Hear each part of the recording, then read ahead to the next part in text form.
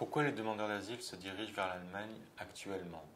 Je pense que ça dépend aussi des nationalités. Donc aujourd'hui, ce sont beaucoup, par exemple, des Syriens ou des personnes des Balkans qui vont se diriger en Allemagne, soit parce qu'il y a déjà des communautés sur place de Syriens ou de personnes des Balkans. Il y a eu beaucoup de réfugiés des Balkans dans les années 90 en Allemagne, soit aussi parce que les perspectives économiques sont finalement plus importantes en Allemagne que dans d'autres pays de l'Union européenne. En tout cas, c'est la perception que ces personnes vont avoir dans leur pays d'origine ou sur leur route migratoire. L'Allemagne a eu une politique d'ouverture assez importante vis-à-vis des réfugiés syriens.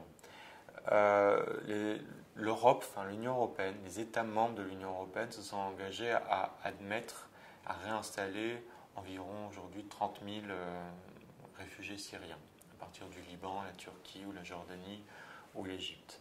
À titre de comparaison, l'Allemagne s'est engagée pour 20 000 Syriens, la France s'est engagée pour 1000.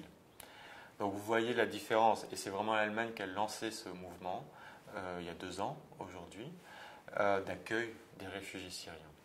Dans ces mesures de solidarité internationale, l'Allemagne a montré quand même qu'elle pouvait faire une différence et qu'elle était un peu plus ouverte que les autres pays de l'Union européenne.